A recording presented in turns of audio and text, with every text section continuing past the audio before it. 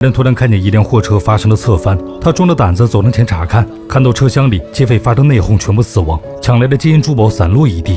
来人立刻心动了，见四下无人，直接拖走了一个大箱子，搬到了自己的后备箱上。他坐上车后，整个人都开始飘了起来，却不料一个没注意，把一个无辜的路人撞飞了。男人的美梦彻底破碎，难道钱还没花，自己就要进监狱了吗？就在几个小时前，莱尼下班回到家，遭遇了小男孩的足球碰瓷，机灵计较的他，就在当着男孩的面捅破了他的足球。莱尼回到家中后，气得去做了一锅黑暗料理。现在正在补救，莱尼只好先去洗澡等候。此时犯罪团伙切断了全城供电的电闸，导致城市陷入了一片黑暗之中。随后这个团伙快速的闯进了保险库，枪杀了守卫后炸开保险库大门，将里面价值上百亿的金银珠宝洗劫一空。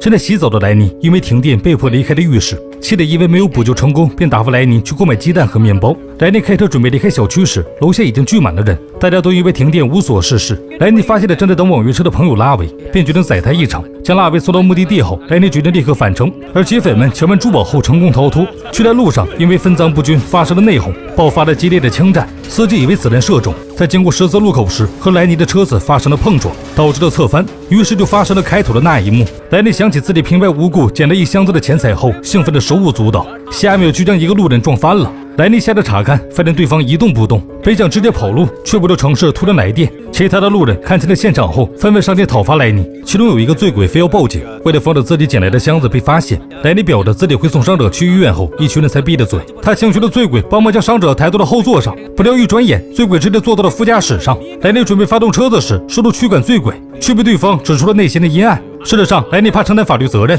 并不准备将人送到医院抢救，而是想去掩埋尸体。由于担心醉鬼对警察乱说话，莱尼只好带上了他。醉鬼直接坐地起价，要求莱尼用10万的现金和7瓶威士忌作为自己的封口费。最终莱尼直接加价到20万现金和10瓶威士忌，要求醉鬼帮忙解决尸体。醉鬼爽快地答应了，并指挥了莱尼前往目的。却不料下个路口就遇到了警察查车，因为后面有车子跟了过来，莱尼根本无法掉头离开，于是他连忙让醉鬼帮忙将后排的伤者伪装成睡觉的模样。轮到莱尼被查时，他突然发现查车的警察还是老熟人帕蒂尔。白天的时候，为了获得独家新闻，莱尼伪装成防弹衣的厂商，以吃回扣的方式忽悠了帕蒂尔留下了黑料。莱尼只能庆幸的新闻还没被发布。帕蒂尔见到合作伙伴，十分热情地打起了招呼。由于醉鬼的胡言乱语，莱尼的心情如同坐过山车一般，好的醉鬼也够讲义气，最终帮莱尼蒙混过关。两人一同来到了目的，莱尼奋力地挖坑准备埋尸时，撞见了2个心爱的小混混，他们也发现了被安置在一旁的尸体，彻底不淡定了。两人今早刚被当警察的秦叔叔保释出来时，就碰见过莱尼，还顺走了他的相机。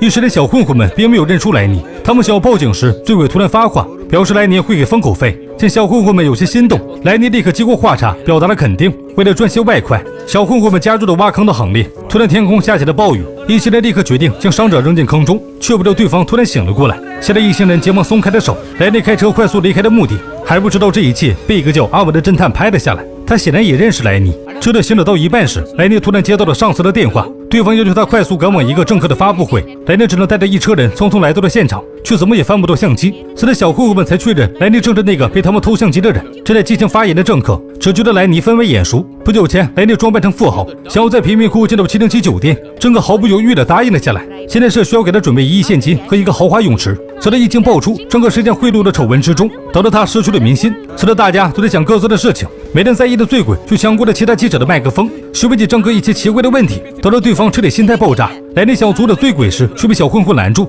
等对方得知莱尼来过警局后，便如实将偷相机换钱的事情告知了莱尼。此时政客忍无可忍，抄起鞋子就准备胖揍醉鬼。此时大家都将摄像头对准了他，莱尼却因为没有相机，失去了一个有价值的新闻。发布会结束后，莱尼按照小混混的指引来当铺寻找自己的相机。小混混联系了老板后，对方骑着电动车赶来，在大家的注视下掏出了一串钥匙，依次开启锁。酒鬼看着老板慢悠悠的样子就来了气，直接抄起路边的棍子就想敲晕他。好在莱尼接着阻止了下来。等待老板看门后，莱尼如愿见到了相机，他刚准备拿走，却被老板索要1万块。莱尼一摸兜，发现钱包不翼而飞，他以为一堆小混混顺走了，于是将对方胖揍了一顿。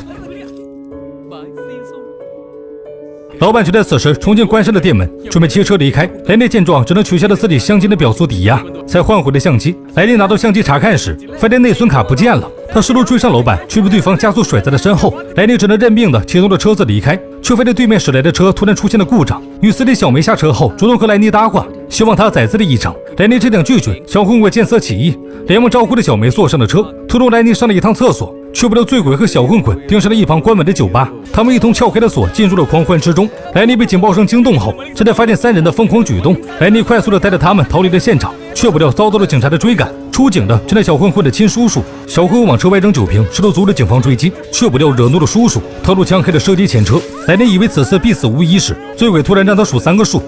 3, 2, 1。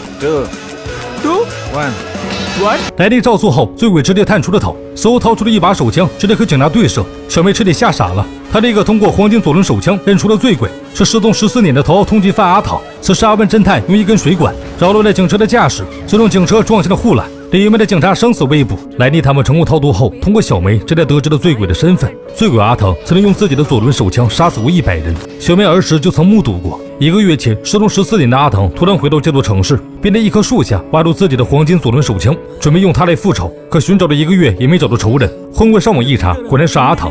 于是他们下意识的想逃。小梅再次强调了阿唐的恐怖之处，他因为见过几人的脸，便很有可能因此枪杀他们，并连带着全部的家人都会遭殃。于是几人决定趁着阿唐睡觉时，将他带到黑老大安娜面前。阿唐一睁眼便看见了不远处的安娜，他从车中走了出来后，径直的走向了对方。原来安娜就是阿唐的仇人，14年前他们抢劫了一批黄金，安娜却为了利益背刺了阿唐，还牵连阿唐无辜的家人。阿唐走投无路下逃离了这座城市。此时已经是上位者的安娜毫不畏惧地承认了自己是将为了当着黑老大背刺阿唐的事情。双方剑拔弩张时，莱尼一行人只想默默离开。阿唐不想消息流出，于是下令让手下灭口。此时阿唐直接挟持了安娜，要求其他人放莱尼一行人离开。莱尼正准备开车离开时，却被阿唐要求留下车子。由于心系后备箱的财产，莱尼一咬牙捡起枪就冲进了包围圈，表示要和阿唐并肩作战。突然有人在高处射出了一发子弹，点燃了一旁的烟花，瞬间场面变得混乱起来。阿唐带着莱尼躲到了一旁，并趁机开始收割。小混混们则带着小梅从小路逃脱，却被一个壮汉拦路。小混混们一左一右困住了壮汉的胳膊，小梅则捡起手枪捂着双眼，误打误撞地杀了壮汉。莱尼为了保命，紧跟在阿唐身后。突然发现暗处的狙击手不知何时瞄准了自己，好在莱尼走位灵活，才苟住了性命。此时阿唐寻找到了躲在暗处的安娜，对方先发制人，一枪射中了阿唐的胸膛。莱尼以为阿唐就得倒下时，他对坚持地走向了安娜，便拽着她的脑袋拖进到了一处空地上，乱枪将她射杀。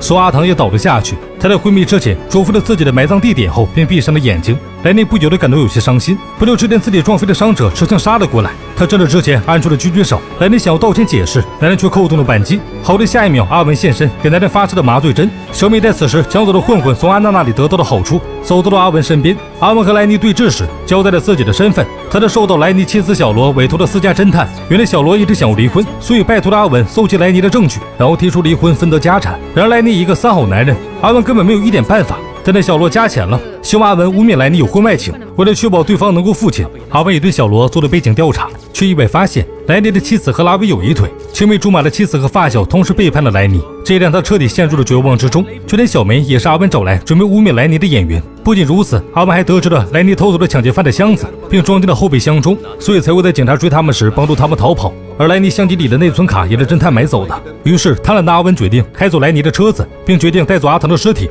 身为头号通缉犯，他的悬赏金高达100万，并且不论生死，小混混和莱尼只能目送着阿文离开。突然他们想起车子的油顶多只能跑2公里后，连忙追了上去。果然此时阿文已经将车停在了路边，并准备打开后备箱查看。3人见状连忙追了上来，控制了阿文和小梅。阿文匆忙将车中的麻醉枪拿了出来，却意外地射中了小梅。莱尼发现阿文看见了自己后，连忙道歉。小混混们见状想帮忙，其中一人却被甩进了碎掉的车后窗中。由于没踩刹车，车子开始顺着斜坡渐渐下滑。另一个同伴连忙试图拉住车子，却也无济于事。无助的小混混只能一起呼唤着阿唐，希望他能醒来帮忙踩下刹车。此时莱尼也为了胆怯，他和阿文大打出手，最终莱尼成功抢过的麻醉枪将对方射晕了过去。小混混因为车子撞到了树，终于得救了。莱尼在2人的陪伴着，给自己的车加满了油后，一同开到了山顶上。当3人满怀激动地打开箱子时，却只发现了一批枪械。莱尼和小混混们愤怒地拿起枪，对着空旷的地方射击了一通后，发现了内心的不快。最终莱尼将车上所有的财物交给了小混混，和他们进行了道别后，莱尼按照阿唐的交代前往指定的地点，准备将他的尸体进行掩埋。几锄头下去，却砸到了铁皮上。莱尼打开箱子后，惊奇地发现里面铺满了金条，原来这就是14年前被阿唐藏起来的黄金。莱尼立刻重燃了对生活的希望。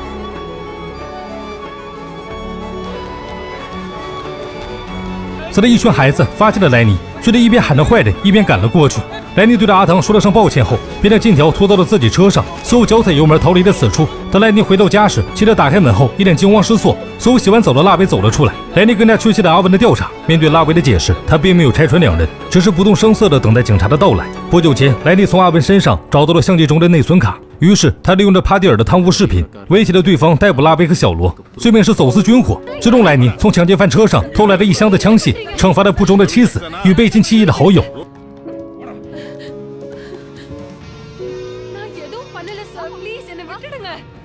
莱尼从此开始了黄金单身汉的生活。随着重伤的阿唐在一群孩子的救治下醒了过来。事实上，莱尼撞到的那个路人正是郑科为了报复他雇佣了杀手，由于2次刺杀莱尼不成功，杀手只能切断了手指赔罪。